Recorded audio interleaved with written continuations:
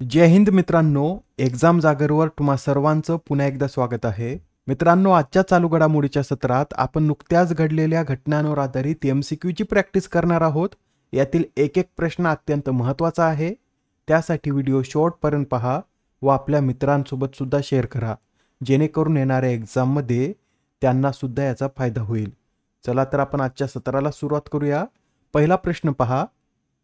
राष्ट्रीय स्वच्छ हवा कार्यक्रमाअंतर्गत स्वच्छ वायू सर्वेक्षण 2025 मध्ये कोणत्या शहराने 10 लाखांपेक्षा अधिक लोकसंख्या असलेल्या शहरात पहिला क्रमांक पटकावला? या प्रश्नाचं उत्तर आहे पर्याय क्रमांक 4 म्हणजेच इंदोर. या शहराने आता स्वच्छ वायू सर्वेक्षण 2025 मधील 10 लाखांपेक्षा अधिक लोकसंख्या असलेल्या शहरांच्या गटात पहिला क्रमांक पटकावला आहे. इंदोरला यात 200 पैकी 200 गुण मिळाले आहेत व बक्षीस म्हणून इंदोर या शहराला 1.5 कोटी रुपये देण्यात आले. यात दुसऱ्या क्रमांकावर जबलपूर शहर असून जबलपूरला 200 पैकी 199 गुण मिळालेत व जबलपूरला 1 कोटी रुपयांचं बक्षीस मिळालं आहे. आग्रा आणि सुरत या दोन्ही शहरांनी यात तिसरा क्रमांक पटकावला असून या दोन्ही शहरांना 196 गुण मिळाले आहेत व या शहरांना बक्षीस म्हणून 25 लाख रुपये देण्यात आले. यात 3 ते 10 लाख लोकसंख्या असलेल्या शहरांच्या यादीत अमरावती हे पहिल्या क्रमांकावर असून बक्षीस म्हणून 75 लाख रुपये देण्यात आलेत. झाशी आणि मुरादाबाद हे शहर हे दुसऱ्या स्थानावर आहेत. या दोन्ही शहरांना 198.5 गुण मिळाले आहेत व यांना 25 लाख रुपये देण्यात आले आहेत. अलवर हे शहर तिसऱ्या स्थानावर असून अलवर या शहराला सुद्धा बक्षीस स्वरूप 25 लाख रुपये देण्यात आले. तृतीय श्रेणी ज्या 3 लाखाच्या आत लोकसंख्या असलेल्या शहरांची क्रमवारी असून यात देवास हे शहर प्रथम स्थानावर आहे. देवासला यात बक्षीस म्हणून 37.50 लाख रुपये देण्यात आले. दुसऱ्या क्रमांकावर परवानू शहर आहे तर तिसऱ्यावर आंगुल हे शहर आहे. ठीक आहे, एवढे पॉईंट तुमच्या लक्षात आले असतील. तर आता हा प्रश्न पहा. 2025च्या कॅमल इंटरनॅशनल अवॉर्डने कोणाला सन्मानित करण्यात आले? तर या कॅमल इंटरनॅशनल अवॉर्डने युनुस अहमद यांना सन्मानित करण्यात आला आहे. आणि हा पुरस्कार युनुस अहमद यांना कशासाठी देण्यात आला? तर जागतिक व्यवसाय नेतृत्वात त्यांच्या उत्कृष्ट योगदानासाठी त्यांना हा पुरस्कार मिळाला आहे. आणि हा जो कॅमल इंटरनॅशनल पुरस्कार आहे हा अरेबियन वर्ल्ड रेकॉर्डद्वारे प्रदान केला जातो. आणि आता हा प्रश्न पहा काय म्हणतो. कोणत्या देशांच्या शास्त्रज्ञांनी अँटरोमिक्स नावाची कर्करोगाची एक नवीन लस विकसित केली? तर आता ही जी अँटरोमिक्स नावाची कर्करोगाची नवीन लस आहे ही रशिया या देशाद्वारे विकसित करण्यात आली असून याची निर्मिती फेडरल मेडिकल अँड बायोलॉजिकल एजन्सीने केली आहे. मित्रांनो, ही लस mRNA आधारित असून या लसीने सर्व क्लिनिकल चाचण्या यशस्वीरित्या पूर्ण केल्या आहेत. जवळपास या लसीने 100% उपयोगिता साध्य केली आहे. मित्रांनो, या लसीचा प्रारंभीचा उद्देश कोलोरेक्टल कॅन्सर, ज्याला कोलन कॅन्सर म्हणून सुद्धा ओळखलं जातं, यावर उपचार करणे हा आहे. लक्षात ठेवा, महत्त्वाचा प्रश्न आहे, येणाऱ्या एक्झाममध्ये विचारला जाऊ शकतो. अँटरोमिक्स नावाची कर्करोगाची नवीन लस रशिया या देशाद्वारे विकसित करण्यात आली. Next question. झपात 2025 या बहुपक्षीय सराव अभ्यासाचे आयोजन कोठे करण्यात आले? तर हा जो युद्धाभ्यास आहे याचं आयोजन रशियामध्ये करण्यात आला असून हा युद्धाभ्यास 10 सप्टेंबरला सुरू झाला आहे तर 16 सप्टेंबर पर्यंत चालणार आहे. मित्रांनो, हा एक बहुपक्षीय युद्धाभ्यास आहे, म्हणजे यात 3 पेक्षा अधिक देश सामील असतील. आणि हा जो सराव आहे या सरावाचा उद्देश काय? तर लष्करी सहकार्यात वाढ करून आंतर परिचालन क्षमता सुधारणे हा या युद्धाभ्यासाचा उद्देश आहे. या युद्धाभ्यासात आपल्या भारतीय सशस्त्र दलातील 65 जणांचं पथक देखील सामील झालं आहे. पुढील प्रश्न पहा. CAFA नेशन कप 2025चं विजेतेपद कोणी पटकावले? कोणता कप आहे? तर CAFA. आणि हा कप कोणत्या खेळाशी संबंधित आहे असं सुद्धा आपल्याला विचारलं जाऊ शकतं. तर हा कप फुटबॉल या खेळाशी संबंधित आहे व अलीकडेच पार पडलेल्या या CAFA नेशन कपचं विजेतेपद उझबेकिस्तान या देशानं पटकावलं आहे.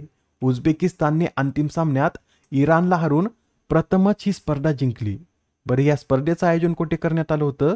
तर या स्पर्धेचं आयोजन तजाकिस्तान आणि उझबेकिस्तान या 2 देशांमध्येच करण्यात आलं होतं. आणि या स्पर्धेतील तिसरं स्थान कोणत्या देशानं पटकावलं? तर या स्पर्धेतील तिसरं स्थान आपल्या भारताने पटकावलं असून तिसऱ्या स्थानाच्या लढतीमध्ये भारताने ओमानला हरून हे तिसरं स्थान पटकावलं आहे. बरं, या CAFA नेशन कपची स्थापना कधी करण्यात आली?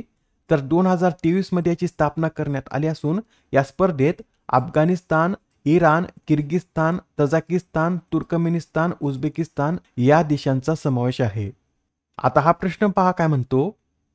संयुक्त कमांडर्स कॉन्फरन्सचं आयोजन कोणत्या शहरात करण्यात येणार आहे? अशा कॉन्फरन्सवर एक्झाममध्ये बऱ्याच वेळा प्रश्न विचारण्यात येतो. तर लक्षात ठेवा, संयुक्त कमांडर्स कॉन्फरन्सचं आयोजन कोलकाता या शहरात करण्यात येणार आहे. ही जी कॉन्फरन्स आहे ही 15 ते 17 सप्टेंबर दरम्यान चालणार असून या कॉन्फरन्सचं उद्घाटन कोण करतील? तर पंतप्रधान नरेंद्र मोदी हे या कॉन्फरन्सचं उद्घाटन करतील. आणि यंदाच्या कॉन्फरन्सची थीम सुद्धा नोट करून घ्या. सुधारणांचे वर्ष, भविष्यासाठी परिवर्तन अशी या कॉन्फरन्सची थीम आहे. काय आहे? सुधारणांचे वर्ष, भविष्यासाठी परिवर्तन ही या कॉन्फरन्सची थीम आहे. आणि मित्रांनो, याआधी सुद्धा काही महत्त्वपूर्ण परिषदा पार पडल्या आहेत, त्यासुद्धा आपण एकदा रिवाईज करून घेऊया. आंतरराष्ट्रीय धार्मिक स्वातंत्र्य शिखर परिषद 2025चं आयोजन नेरोबीमध्ये करण्यात आलं. 20व्या जागतिक शाश्वतता शिखर परिषदेचं आयोजन नवी दिल्ली. देशाच्या पहिल्या शहरी स्थानिक संस्था अध्यक्षांच्या परिषदेचं आयोजन गुरुग्राम. पहिल्या आसियान भारत क्रूज संवादाचं आयोजन चेन्नई. तिसऱ्या संयुक्त राष्ट्र महासागर परिषदेचं आयोजन फ्रान्स. ग्लेशियर संरक्षणावरील आंतरराष्ट्रीय परिषदेचं आयोजन दुशांबे. लोकमाता देवी अहिल्याबाई महिला सशक्तीकरण महासंमेलनाचं आयोजन भोपाळ. तर जागतिक हायड्रोजन शिखर परिषदेचं आयोजन नेदरलँड या शहरात करण्यात आलेलं आहे. आता हा प्रश्न पहा. UPI UPU एकत्रीकरण प्रकल्पाचं अनावरण कोणाच्या हस्ते करण्यात आले? तर आता UPI UPU एकत्रीकरण प्रकल्पाचं अनावरण ज्योतिरादित्य सिंधिया यांच्या हस्ते करण्यात आलं. मित्रांनो, दुबई येथे 28व्या युनिव्हर्सल पोस्टल काँग्रेसचं आयोजन करण्यात आलं होतं व या काँग्रेसमध्येच ज्योतिरादित्य सिंधिया यांनी UPI UPU एकत्रीकरण प्रकल्पाचं अनावरण केलं आहे. हा प्रकल्प पोस्ट विभाग, इंटरनॅशनल पेमेंट्स लिमिटेड आणि युनिव्हर्सल पोस्टल युनियन यांच्या सहकार्याने विकसित करण्यात आला. आणि या प्रकल्पाचं उद्दिष्ट काय आहे? तर जागतिक पोस्टल नेटवर्कला भारताच्या UPI प्रणालीशी जोडून सीमापार रेमिटन्स जलद, सुरक्षित आणि सुलभ करणे हे या प्रकल्पाचं उद्दिष्ट आहे. सोप्या भाषेत सांगायचं झालं तर आता पोस्टाच्या मदतीने जगातील कोणत्याही भागात जलद पैसे पाठविणे सोपे होईल. आपल्याला असं विचारलं जाऊ शकतं की 28व्या युनिव्हर्सल पोस्टल काँग्रेसचं आयोजन कुठे करण्यात आलं होतं? तर दुबई या शहरात याचं आयोजन करण्यात आलं होतं. Next question. इरफान अली हे कोणत्या देशाचे पुन्हा एकदा राष्ट्राध्यक्ष बनले आहेत? तर आता जे इरफान अली आहेत हे गयाना या देशाचे राष्ट्राध्यक्ष बनले आहेत.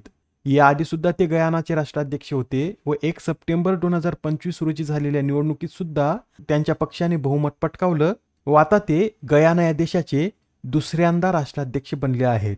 त्यांच्या पार्टीचं नाव काय आहे? तर पीपल्स प्रोग्रेसिव्ह पार्टी सिविक हे त्यांच्या पक्षाचं नाव आहे. आता हा प्रश्न पहा. विश्वविजेत्या डी गुकेशला हरवणारा सर्वात तरुण ग्रँडमास्टर कोण ठरला आहे? तर आता विश्वविजेत्या डी गुकेशला हरवणारा सर्वात तरुण ग्रँडमास्टर हा अभिमन्यू मिश्रा बनला आहे. अभिमन्यू मिश्रा यांनी कोणत्या स्पर्धेत डी गुकेशला हरवला आहे? तर फिडे ग्रँड स्विच 2025 या स्पर्धेत अभिमन्यू मिश्रा यांनी डी गुकेशला हरवला आहे. ते 16 वर्षाचे असून ते कोणत्या देशाचे नागरिक आहेत असं जर विचारलं तर ते अमेरिका या देशाचे नागरिक आहेत. जरी नावावरून ते भारतीय वाटत असले तरी ते भारतीय नसून भारतीय वंशाचे अमेरिकन नागरिक आहेत. आजच्या सत्रामधील शेवटचा प्रश्न पहा. दरवर्षी दिग्विजय दिवस कधी साजरा केला जातो? या प्रश्नाचं उत्तर आहे पर्याय क्रमांक 4 म्हणजेच 11 सप्टेंबर रोजी दरवर्षी दिग्विजय हा दिवस साजरा केला जातो. बरं, हा दिग्विजय दिवस का साजरा केला जातो? तर मित्रांनो, स्वामी विवेकानंद यांनी 11 सप्टेंबर 1893 रोजी शिकागो येथे भाषण दिले होते व त्या घटनेच्या स्मरणार्थ दरवर्षी 11 सप्टेंबर रोजी हा दिग्विजय दिवस साजरा केला जातो. या आधीच्या सत्रामध्ये तुमच्यासाठीचा प्रश्न होता. जपानमधील सर्वात उंच पर्वत माउंट फुजी सर करणारे सर्वात वयस्क व्यक्ती कोण ठरले आहेत? तर कोकिची आकुजुवा हे आता जपानमधील सर्वात उंच माउंट फुजी सर करणारे सर्वात वयस्क व्यक्ती ठरले आहेत. त्यांनी वयाच्या 102व्या वर्षी कामगिरी केली आणि या पर्वताची उंची किती आहे? तर 3776 मीटर इतकी या पर्वताची उंची आहे. आजच्या सत्रामधील तुमच्यासाठीचा प्रश्न पहा. पहिल्या सनराईज फेस्टिवलचं आयोजन कोठे करण्यात येणार आहे? आता या प्रश्नाचं उत्तर कमेंटमध्ये देण्याचा प्रयत्न करा. उत्तर चुकलं तरी काय हरकत नाही.